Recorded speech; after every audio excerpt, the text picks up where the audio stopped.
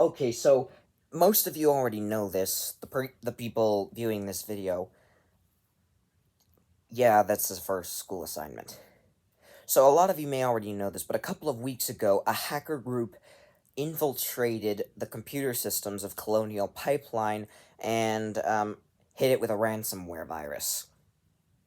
For those of you that don't know what a ransomware virus is, basically, it's a computer virus that encrypts your files and requires you to pay some form of cryptocurrency to unlock them.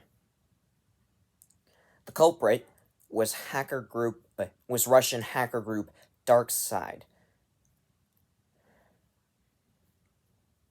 We don't know what exactly they were intending to do by hitting our gasoline pipelines with this ransomware virus, but we do know they wanted a lot of money, as most hacker groups do. What was their motive for hitting a pipeline? Money. And something else that I'm not so sure about.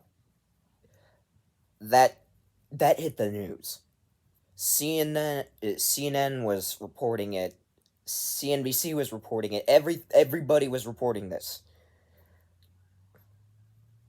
And some experts on the topic also kinda explained that this was a national security threat.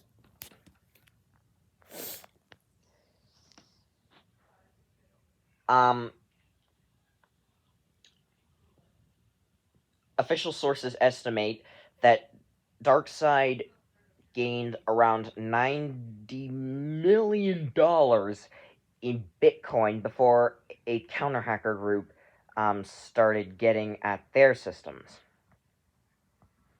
Darkside was forced to start shutting down and even said that it'll unlock the files of those it had hit with its ransomware attacks.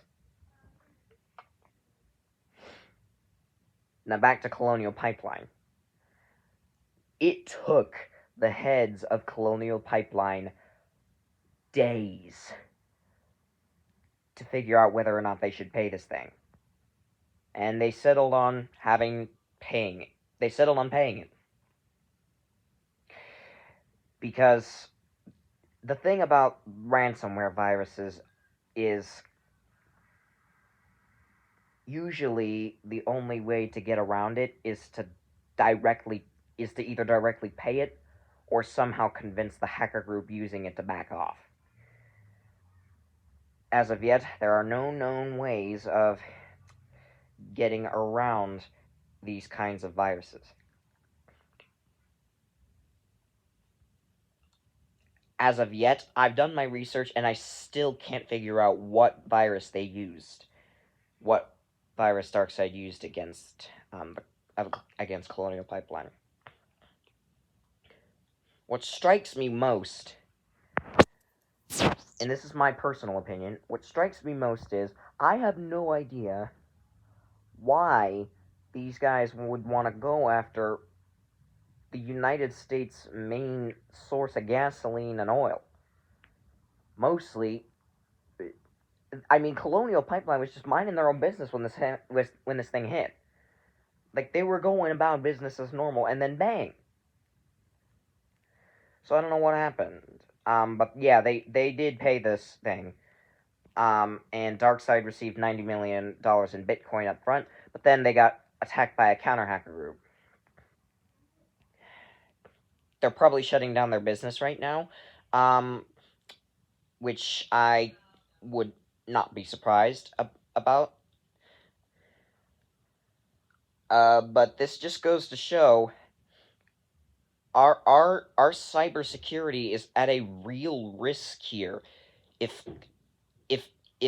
Russian hackers like Darkside were able to get into a highly protected government computer, then can we really trust the security of our own cyber security systems?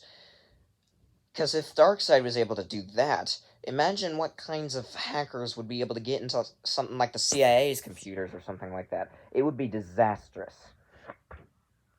If a hacker group got into, say, like the FBI's computers or something, that would inhibit a lot of our law enforcement. Um, or if, like, a hacker group got into, say, like, I know there are some kinds of government facilities out there which provides, like, say, like, if a military, like, computer was going to be hacked, like, how would that work? So the threat that it poses to our national security, that is a very real risk. Um, and I really hope that someone finds out how to strengthen our national cybersecurity defenses.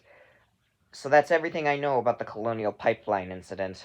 Um, I might get back to my viewers on more things that I know about, more topics on Earth today. But that's the end of my video.